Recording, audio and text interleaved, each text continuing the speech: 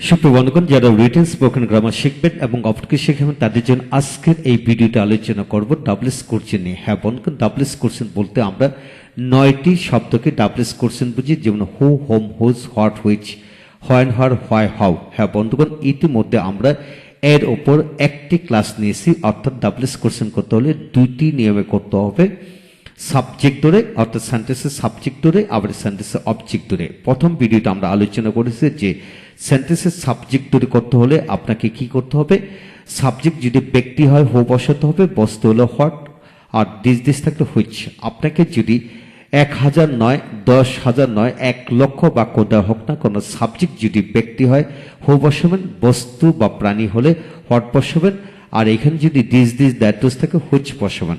এটার ওপর আমরা অনেকগুলি এক্সাম্পল দিয়ে ভেঙে ভেঙে বুঝে আলোচনা করেছি। আজকে আমরা অবজেক্ট নিয়ে কিভাবে আলোচনা করতে হবে, মানে কিভাবে শিখবেন সেই বিষয়গুলো নিয়ে।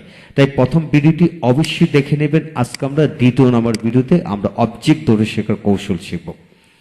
অবজেক্ট ধরে যদি আপনি করতে যান তাহলে অবজেক্টের ঘরে যদি ব্যক্তি পাচ্ছে কোনো শব্দ থাকে তাহলে হোম দিয়ে করতে হবে, বস্তু প্রাণী হলে হোয়াট দিয়ে করতে হবে, দিস দ্যাট থাকলে হুইচ দিয়ে করতে হবে, সময়যুক্ত যদি কোনো অবজেক্ট থাকে হোয়েন হবে, স্থান বাচ্চিক শব্দ হলে হয়, কারণ যুক্ত থাকলে হয়, কিভাবে বোঝালে হাউ দিয়ে করতে হবে। হ্যাঁ বন্ধুগণ, এখান থেকে আমরা শিখে নিলাম যে অবজেক্টের ঘরে যদি এই যে এইখানে অবজেক্টের ঘরে যদি ব্যক্তি পাচ্ছে কোনো শব্দ থাকে তাহলে হোম, বস্তু প্রাণী থাকলে হোয়াট, দিস হুইচ, সময় হোয়েন, স্থান থাকলে হোয়ার, কারণ বোঝালে হোয়াই, কিভাবে বোঝালে, অর্থাৎ অ্যাডজেক্টিভ বা অ্যাডভার্ব থাকলে হাউ দিয়ে করতে হবে। তারপর কি হবে, অক্সিলারি ভার্ব বসবে, তারপর সাবজেক্ট, পরে ভার্ব, বাকি অংশ। তো লক্ষ্য করে এই বিষয়টা এখানে ভেঙে ভেঙে বোঝানো হলো। অবজেক্ট করে ব্যক্তি হলে অবজেক্টে করে ব্যক্তি বসে অবজেক্ট থাকলে হোম হবে। তো এই বিষয়টা এখানে ভেঙে বোঝানো হলো। এখন আসুন আমরা এক্সাম্পলের মাধ্যমে শিখব। হি ইজ টিচিং আজ ইংলিশ, তিনি আমাদেরকে ইংরেজি পড়াচ্ছেন। তা তিনি আমাদেরকে ইংরেজি পড়াচ্ছেন, এখন অবজেক্ট করে আজ আছে, তাহলে আমরা কি করব, হোম দিয়ে করব। ব্যক্তি পাচ্ছে হলে হোম। হোমের পরে 2 নম্বর কি, 2 নম্বর হচ্ছে আপনাকে কি বসাতে হবে, অক্সিলারি ভার্ব বসাতে হবে। তো হোমের পরে এখানে কি হবে, ইজ হবে, ইজের পরে কি সাবজেক্ট। তৃতীয় নম্বর কি, প্রথম হলো হোম বসাতে হবে, তারপর অক্সিলারি ভার্ব, পরে সাবজেক্ট, পরে ভার্ব। তো home is he teaching English, home is he teaching English. হ্যাঁ বন্ধুগণ, লক্ষ্য করেন যে ধরে নেন আপনাকে আপনার স্যার এই জাতীয় অবজেক্টে গড়ে 1000 অবজেক্ট দিয়ে 1000 ব্যক্তিবাচক অবজেক্ট দেওয়া হলো। এই বাক্যটাকে যেভাবেই করলেন আরো 1000 নয়, এর বেশি বাক্য দেওয়া হলো। আপনি অবজেক্ট ব্যক্তিবাচক হলে আপনি হোম বসাবেন, 2 নম্বরে অক্সিলারি ভার্ব বসাবেন। এখন অক্সিলারি ভার্ব যেটা থাকবে সেটা বসবে, তারপর সাবজেক্ট হবে, পরে টিচিং হবে, মানে বাকি ভার্ব হবে, পরে অতিরিক্ত অংশ থাকলে বসবে, বাকিটা নিচে নামায়, অতিরিক্ত অংশের নিচে প্রশ্নবোধক চিহ্ন দেবেন। হ্যাঁ বন্ধুগণ, এই বাক্যটাকে যেভাবে করা হলো আপনি লক্ষ লক্ষ বাক্য দেওয়া হোক না কেন একইভাবে করবেন। এখানে অবজেক্ট ব্যক্তি পাচ্ছে, ব্যক্তি দিয়ে আমরা বুঝি me, us, him, her, them. Me, us, him, her, them, Kamal, Jamal, boys, girls, যে কোনো ধরনের মানব জাতি হলে আপনি হোম বসাবেন। তারপর আসেন 2 নম্বর নিয়মটি, হি ইজ টিচিং আজ ইংলিশ। ইংলিশ মানে হচ্ছে বস্তু জাতীয়, অর্থাৎ বস্তু বা প্রাণী থাকলে হোয়াট হবে। তো ইংলিশ যেহেতু বস্তু তাহলে কি হবে, হোয়াট হবে। What is he teaching you, what is he teaching you, অর্থাৎ অবজেক্ট যদি বস্তু হয় হোয়াট হবে, তারপরে অক্সিলারি ভার্ব বসবে, মূল ভার্ব বসবে, মানে সাবজেক্ট, তারপরে মূল ভার্ব, বাকি অংশ বসবে। এটি আমরা শিখে নিলাম। অবজেক্ট যদি বস্তু জাতি হয় তাহলে আমি হোয়াট বসাবো, বাকিটা।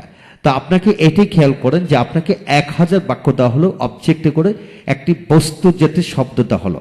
উক্ত বস্তু বা শব্দ থাকলে তার পরিবর্তে আমরা হট বসাবো, বাকিটা নিয়ে মাফিক বসাবো। অর্থাৎ প্রতিটা বাক্যের আদলে যদি একাধিক বাক্য করে ফেলেন তাহলে আপনার মধ্যে বোধগম্যতা দ্রুত চলে আসবে। তারপর আসেন 3 নম্বর, আই বট দিস ইয়েস্টারডে, আমি ইহা গত কাল কিনেছিলাম। তো ইহা বলতে কি বোঝায়, তা আমরা এখানে শিখেছিলাম দিস দ্যাট থাকলে অবজেক্টে করে হুইচ হবে। তার মানে হুইচ ডিড, যেহেতু পাস্ট ইনডিফিনিট ডিড হবে, হুইচ ডিড ইউ, আই মানে কি ইউ হবে, which did you by yesterday. প্রথম ক্লাসটি যারা করেনি তারা এই জিনিসটা বুঝতে কষ্ট হবে। অর্থাৎ ফার্স্ট পার্সন সবসময় সেকেন্ড পার্সন হবে। যখন আপনি কারোর সাথে কথা বলতেছেন তখন আপনি তাকে অবশ্যই তুই, তুমি, আপনি বলে সম্বোধন করবেন। অর্থাৎ আমি ইহা গতকাল কিনেছিলাম, তুমি ইহা, আর তুমি কোনটি গতকাল কিনেছিলেন, তুমি কোনটি বা তুই কোনটি বা আপনি কোনটি গতকাল কিনেছিলেন। তাই হুইচ ডিড ইউ বাই, ডিডের পর সবসময় প্রেজেন্ট ফর্ম, বাই ইয়েস্টারডে। তো এখানে সমাধান হলো অবজেক্ট দিস হয় হুইচ বসলো, আর সাবজেক্ট ফার্স্ট পার্সন হয় সেকেন্ড পার্সন রূপান্তর হলো। এই জিনিসটা নিজেকে বোঝাতে হবে। তারপর 4 number, I bought this yesterday, আমি গতকাল ইহা কিনেছিলাম। গতকাল কখন কিনেছিলাম, সময় টাইমিং ওয়ার্ড থাকলে হোয়েন বসবে। তাহলে কি হবে, when did, past tense did you buy this, when did you buy this. Object বস সময়বাচক হয়, হোয়েন বসলো, বাকি বাক্যটি পাস্ট টেন্সে ডিড বসলো। হ্যাঁ বন্ধুগণ, এইভাবে চিন্তা করতে হবে, তাহলে এগিয়ে যাবেন। তারপর আসেন পরবর্তী পৃষ্ঠা থেকে আমরা শিখব বাকি অংশ। যেমন we shall go to Sylhet next week, আমরা আগামী সপ্তাহে সিলেটে যাব। কোন যদি কোনো স্থান থাকে তাহলে হোয়ার হবে, হোয়ার উইল। এখানে উইর সাথে শেল বসে, কিন্তু যখন উইটাকে ইউ রূপান্তর হবে তখন সম্ভবত উইল হবে। তো হোয়ার উইল ইউ, ইন্টিগ্রেটিভ বাক্য, উইলটা সাবজেক্টের আগে আসবে। Where will you go, will go next week, next week, তোমরা আগামী সপ্তাহে কোথায় যাবে, উত্তর সিলেটে যাবে। সমাধান একটি অবজেক্ট স্থানবাচক হয়, হোয়ার বসলো, তারপর উই ফার্স্ট পার্সন হয়, এটা সেকেন্ড পার্সন রূপান্তর করতে হলো। তারপর 6 number, they went to market to buy some cloth, to buy some clothes. আমরা আগেই বলেছিলাম যে অবজেক্ট যদি অবজেক্টে করে যদি কোনো কারণবাচক কোনো শব্দ থাকে তাহলে হোয়াই হবে। তো হোয়াই ডিড, যেহেতু পাস্ট নিমিত্ত, হোয়াই ডিড দে, দে অর্থাৎ দে মানে they, why did they go to market, why did they go to market, তারা কেন মার্কেটে গিয়েছিল, তারা কেন কি মার্কেটে গিয়েছিল, এইভাবে হবে। তারপর 7 number, he goes to college by bus, he goes to college কি বাই বাস, তারা বাসে কলেজে গিয়েছিল। কিভাবে, বাসে কলেজে গিয়েছিল। তো কিভাবে হলে হাউ দিয়ে করতে হবে, how does he go to college, how does he go to college, এইভাবে হবে। তো এখন আসেন যে অবজেক্ট দিয়ে কিভাবে বোঝানো হয়েছে, তাই হাউ বসলো এবং subject third person singular number হয় সেখানে ডাজ বসলো। হ্যাঁ বন্ধুগণ, এই জিনিসটা ভালো করে খেয়াল করবেন। বাই বাস মানে হাউ, তারপরে ডাজ হলো যেহেতু subject third person singular number, he অনুযায়ী প্রেজেন্ট টেন্সে ডাজ বসে। তারপরে কি গোজের গো হলো, সবসময় মনে রাখবেন ডু ডাজ দিতে পরে সবসময় ভার্বের বেস ফর্ম বসবে, অর্থাৎ মূল ফর্মটা বসবে। এই জিনিসটা খেয়াল করলেই হবে। হ্যাঁ বন্ধুগণ, এই হলো আজকে বিষয়। আপনাকে যদি এখানে লক্ষ্য করেন যে আপনাকে যদি আপনার স্যার অবজেক্ট যুগে 10 লক্ষ বাক্য দেওয়া হোক না কেন, অবজেক্টের ঘরে অবশ্যই ব্যক্তিবাচক কোনো অবজেক্ট থাকবে বা সময়বাচক শব্দ থাকবে, সময় বস্তুবাচক, সময়বাচক, স্থানবাচক কিংবা কারণসূচক বা ওই অ্যাডজেক্টিভ বা অ্যাডভার্ববাচক কোনো শব্দ থাকবে। যে কোনো শব্দ থাকুক না কেন আপনাকে এটা ভাবতে হবে, ব্যক্তিবাচক শব্দ থাকলে হোম বসবে, বস্তু হলে হোয়াট, সময় থাকলে হোয়েন, যে জায়গা বোঝালে হোয়ার, মানে কারণ বোঝালে হোয়াই, আর কিভাবে বোঝালে হাউ দিয়ে করবেন। এই হলো আজকে বিষয়। আমরা ডাবলস কোশ্চেন হলো আর 10টি দিয়ে আমরা 9টিতে আমরা শিখে ফেলাম। যা কিছু শিখবেন ভালো করে শিখুন, সমস্ত জীবনের জন্য শিখুন, হিসাব নিকাশ করে শিখুন। আপনাকে এটি খেয়াল করতে হবে অবজেক্টে কত ধাঁচের বাক্য পাওয়া যায় সেটা আপনাকে জানতে হবে। এই হলো বিষয়। পরবর্তীতে আরো কিছু অংশ আমরা এখান থেকে শিখব। লক্ষ্য করেন এখানে নিচের বাক্য থেকে 8 ভাবে প্রশ্ন তৈরি করা যায়। হ্যাঁ বন্ধুগণ, লক্ষ্য করেন যে পরীক্ষার হলে কিন্তু আপনাকে বলবে না যে সাবজেক্ট বা অবজেক্ট ধরে করো, কিন্তু আপনার ইচ্ছে, যেহেতু ডিগ্রি অনার্সে প্রশ্নের মধ্যে দেওয়া হয় যে ওই মানে যার ব্যক্তিগত ভাবে করতে হয়। অর্থাৎ আপনি ইচ্ছে করলে সাবজেক্ট ধরে করতে পারেন, ইচ্ছে করলে অবজেক্ট ধরে করতে পারেন। তাহলে আমরা এখানে একটি বাক্যকে 8 ভাবে করা যায়। যেমন my brother went to market to buy 2 shirts for us yesterday, আমার ভাই মার্কেটে গিয়েছিল 2টি শার্ট কেনার জন্য আমাদের জন্য গতকালকে। হ্যাঁ বন্ধুগণ, এখানে 8 ভাবে দেখানো হলো।